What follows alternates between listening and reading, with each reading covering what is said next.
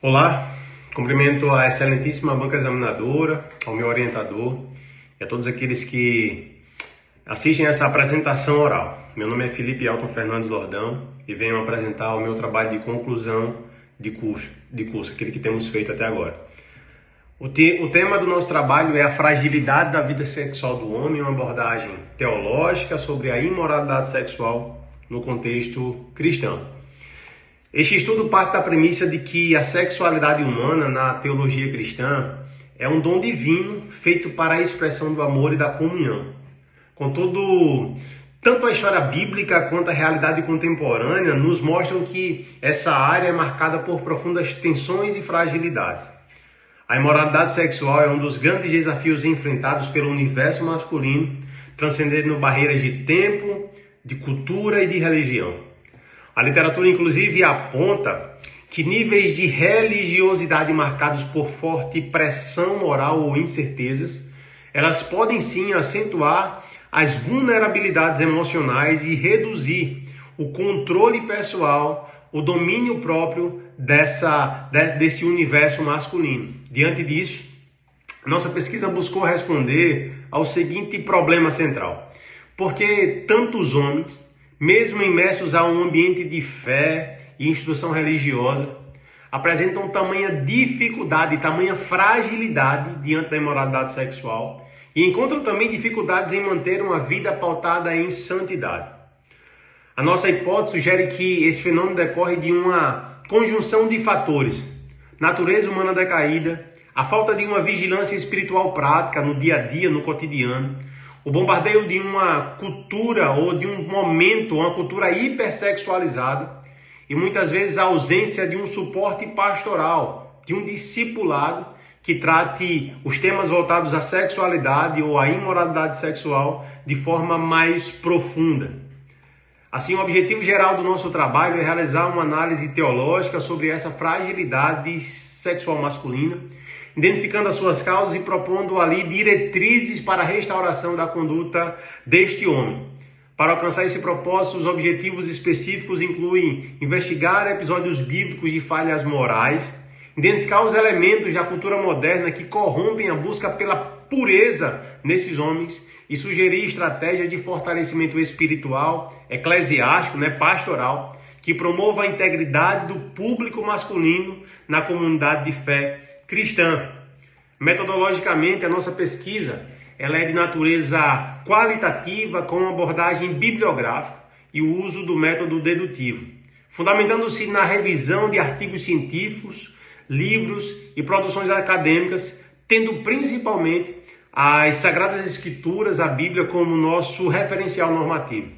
É de suma importância também trazer aqui e compartilhar com vocês um alinhamento metodológico do nosso trabalho.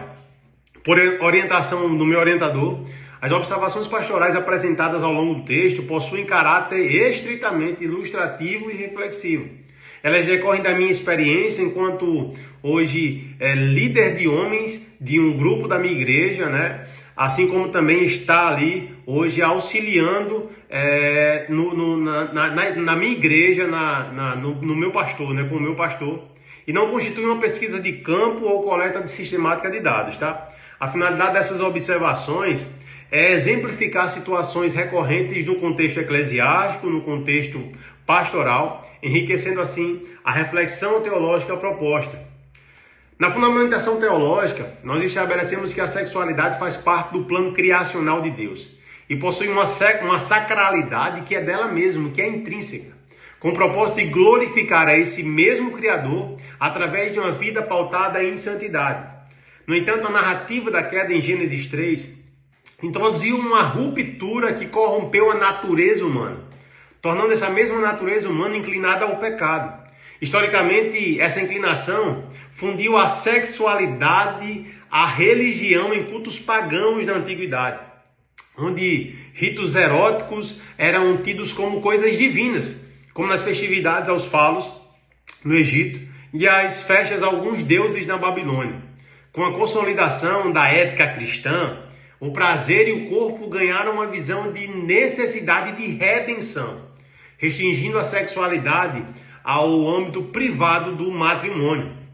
Na atualidade, essas distorções, essas imoralidades sexuais no contexto masculino se manifestam no adultério e visivelmente na pornografia, que promove ali a redução do próximo a um meio de autossatisfação em busca de um prazer que é egoísta, né? O homem se engana em seu prazer.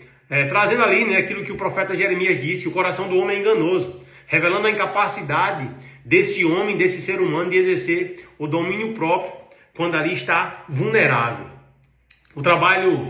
Nosso trabalho avança para discutir a moralidade sexual como expressão de santidade. A moralidade sexual como expressão de santidade, que em uma de suas interpretações, né, quando a gente vai lá para a etimologia, pode significar uma delimitação, uma separação do que é sagrado com aquilo que é profano. Trazer isso para o dia a dia eclesiástico impõe desafios práticos severos, por causa das barreiras de desconfiança e silêncio que existe, às vezes, ao tratar de alguns temas voltados à sexualidade dentro das igrejas. Para ilustrar essa nossa realidade, daquilo que estamos tratando no nosso trabalho, destaco uma experiência reflexiva na liderança de um pequeno grupo de homens, em sua maioria casados, né, esses homens, com idade entre 29 e 65 anos. Quando nós começamos a nos reunir no estágio inicial desse grupo, foi marcado por uma blindagem emocional. Por meio de julgamentos e para manter uma cultura de aparência, as confissões de pecado desses homens eram mantidas apenas em sua generalidade. Existia assim um isolamento defensivo, que replicava ali ou repetia um padrão visto lá no Éden, pelo próprio Adão, né, que tentou se ocultar, se esconder e transferir as suas culpas após cometer os seus erros. Contudo, ao reestruturarmos, ao estruturarmos um ambiente seguro nessas reuniões de homens, essa blindagem emocional ela foi rompida e constatou-se que a maior dificuldade em exercer santidade simplesmente residia nesses homens justamente no uso de pornografia e na cobiça visual que era alimentada por celulares, né, e por redes sociais. Havia uma clara dicotomia entre a vida religiosa, né, e a vida privada, a vida secreta desses homens. A estratégia que nós tivemos para vencer tudo isso foi utilizar estudos de caso de figuras bíblicas como Davi, como Salomão, como Sansão. Os membros do nosso grupo se viram refletidos naquelas fragilidades, mas também perceberam um caminho de restauração. O resultado mais marcante de tudo isso foi não somente apenas a cessação de alguns comportamentos desses homens, mas o fruto da transparência doméstica, né? Esses homens passaram a confessar os seus pecados às suas esposas, né? Os pecados voltados à sua sexualidade, e também passaram a desenvolver um ambiente de verdade e integridade ali dentro da sua aliança conjugal.